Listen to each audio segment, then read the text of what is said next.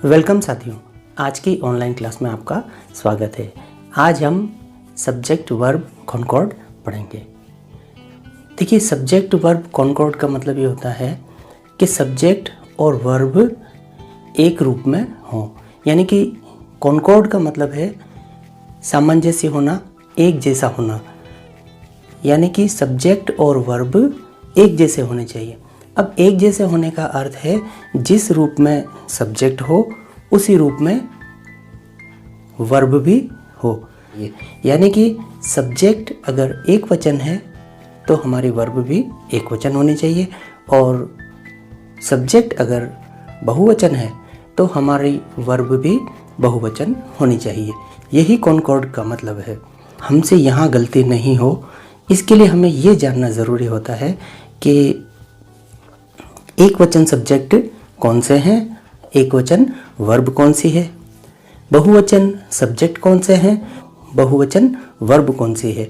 अगर हम इसे जान जाएंगे तो हमसे इस बारे में कभी कोई गलती नहीं होगी। इसे समझने के लिए मैं आपको पहले हिंदी में एक वाक्य बताता हूँ, जिससे आपको सब्जेक्ट और वर्ब का सामंजस्य समझ में आ जाएगा।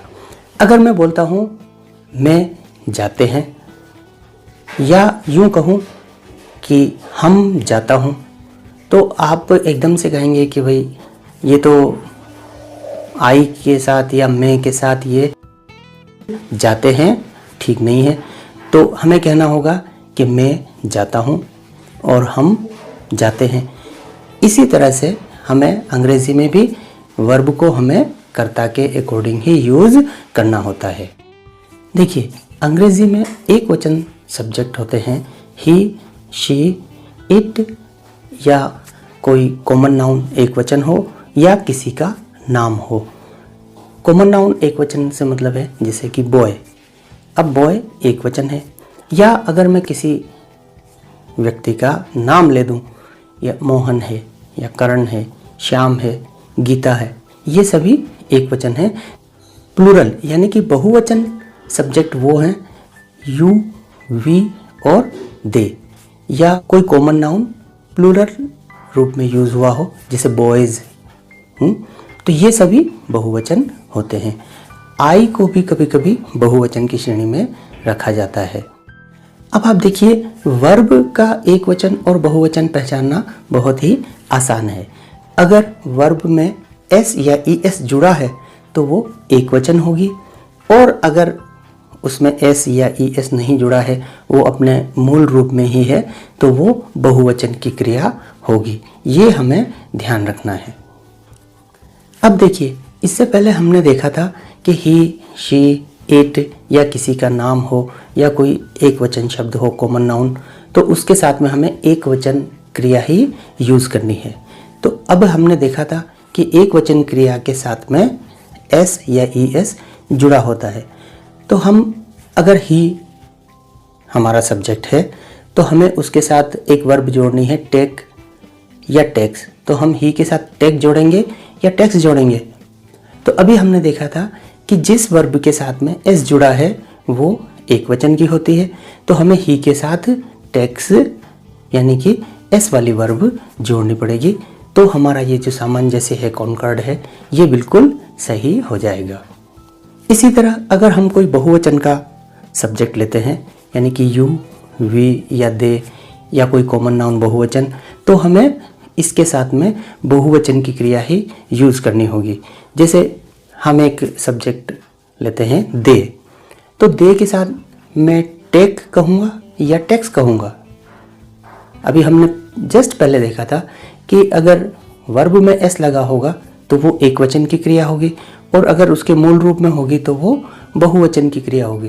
तो यहाँ हमें दे के साथ में टेक का यूज़ करना होगा, दे टेक।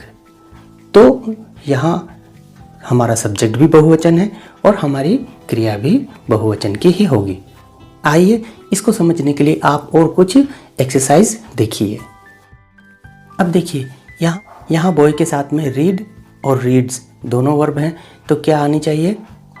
रीड्स, एस वाली फॉर्म आनी चाहिए। इसी तरह से और उदाहरण देखिए, शी, गो या गोज, तो शी यहाँ आएगा शी गोज़, क्योंकि जिस वर्ब में एस या ई एस लगा है वो एक वचन की क्रिया होती है। तो यहाँ आई के साथ राइट आएगा, क्योंकि आई को बहुवचन माना गया है। स्टूडेंट्स प्ले और प्लेज, स्टूडेंट्स प्ले सही होगा। ही कुक्स सही होगा, क्योंकि ही एक वचन का सब्जेक्ट है, तो वर्ब भी एक वचन की ही होगी। देखिए, हमें इसके अलावा भी कभी कोई वाक्य दे दिया जाता है जिसमें हमें सब्जेक्ट के अनुसार वर्ब का प्रयोग करना होता है। आइए उसके लिए मैं आपको कुछ खास पहचान बता देता हूँ, जिससे आप आसानी से सही वर्ब का उपयोग कर पाएंगे। देखिए, अगर किसी वाक्य में एंड शब्द का प्रयोग हो तो वहाँ पे हमें बहुवचन क्रिया का प्रयोग करना है। Ajay and Rahul are friends, तो अजय एंड, अब यहाँ पे एंड आ गया, इसका अर्थ ये हुआ कि अजय और राहुल मिलकर बहुवचन हो गए, तो हमें यहाँ पे बहुवचन क्रिया का प्रयोग करना है। लेकिन अगर किसी वाक्य में एंड का प्रयोग हो, अगर एक सब्जेक्ट से पहले आर्टिकल का प्रयोग है और दूसरे सब्जेक्ट से पहले आर्टिकल का प्रयोग नहीं है, तो हमें एक वचन क्रिया का प्रयोग करना है। और अगर दोनों सब्जेक्ट से पहले आर्टिकल का प्रयोग हो तो हमें बहुवचन क्रिया का प्रयोग करना है। आइए, कुछ शब्द ऐसे हैं जो अपने आप में ही बहुवचन होने का आभास करा देते हैं, जिन्हें देखते ही आप ये समझ सकते हैं कि हमें इनके साथ में बहुवचन क्रिया का प्रयोग करना है। जैसे ऑल, ऑल का अर्थ है सभी।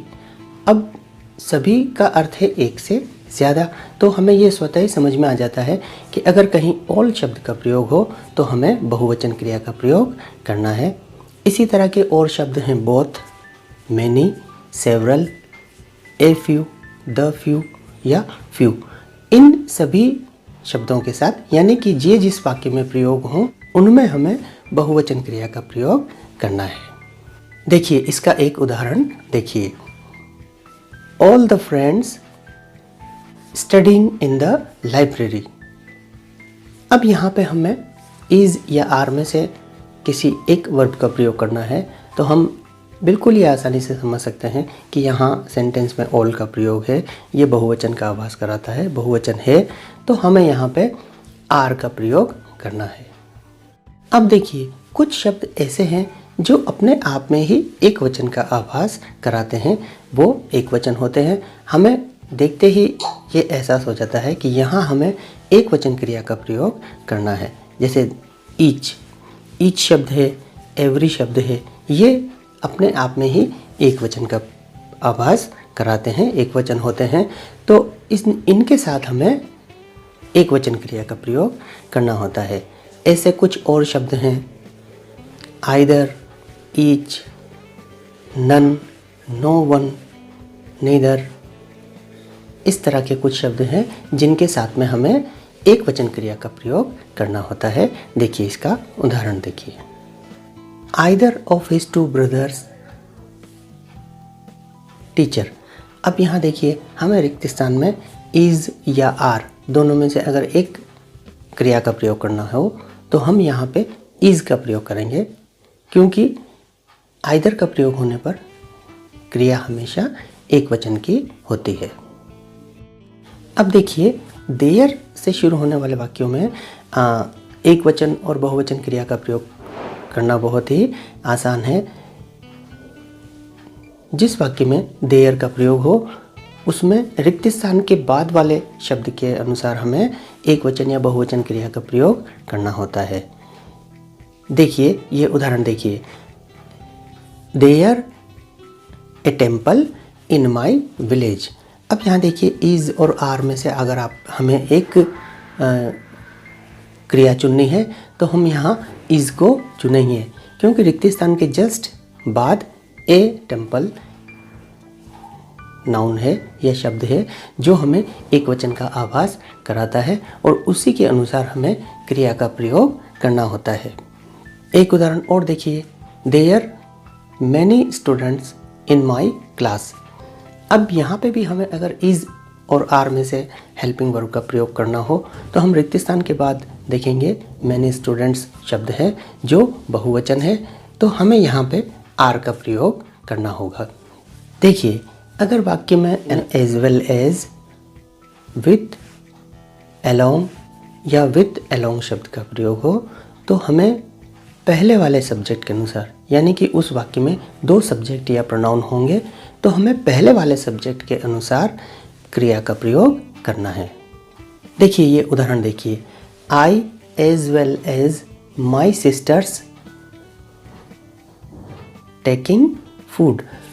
अब देखिए, यहाँ रिक्त स्थान में हम इज, एम या आर में से अगर हमें चुनना हो तो हम एम हेल्पिंग वर्ब को चुनेंगे, क्योंकि पहला सब्जेक्ट आई है और दूसरा जो सब्जेक्ट इसमें प्रयोग हुआ है वो माई सिस्टर्स है, तो हम आई के अनुसार वर्ब का प्रयोग करेंगे जो एम है और वो सही होगा। बोथ एंड का प्रयोग होने पर भी क्रिया बहुवचन की ही होती है, जिस तरह से एंड का प्रयोग करने पर क्रिया बहुवचन की होती है। देखिए, both Ravi and Ayan English. अब हम यहाँ पर रिक्त स्थान में रीड का प्रयोग करेंगे या रीड्स का, तो नेचुरल है कि हम यहाँ पर रीड का प्रयोग करेंगे जो बहुवचन की क्रिया है। इसी तरह से अगर वाक्य में आइदर और, नीदर नॉर या सिर्फ और का प्रयोग हो तो हमें बाद वाले सब्जेक्ट के अनुसार वर्ब का प्रयोग करना है। देखिए, इसका एक उदाहरण देखिए, neither the girls nor the boy making a noise. अब यहाँ हमें वाज या वर में से अगर चुनना हो तो हम द बॉय के अनुसार वाज का प्रयोग करेंगे जो एक वचन का सब्जेक्ट है। अगला उदाहरण देखिए, neither Aman nor his friends cold drink like और लाइक्स। तो हम यहाँ पर फ्रेंड्स के हिसाब से जो बहुवचन है तो हम यहाँ लाइक का प्रयोग करेंगे जो बहुवचन की क्रिया है। एक और उदाहरण देखिए, आइदर राम और हिज फ्रेंड्स प्लेइंग। अब यहाँ पे इज और आर में से अगर हमें चुनना हो तो हम यहाँ पे आर को चुनेंगे। इसी नियम का पालन हम नॉट ओनली बट ऑल्सो में भी करेंगे। नॉट ओनली बट ऑल्सो में बट ऑल्सो के बाद वाले सब्जेक्ट के अनुसार वर्ब का प्रयोग किया जाता है। आशा है आपको ये वीडियो पसंद आई होगी। देखने के लिए बहुत बहुत धन्यवाद।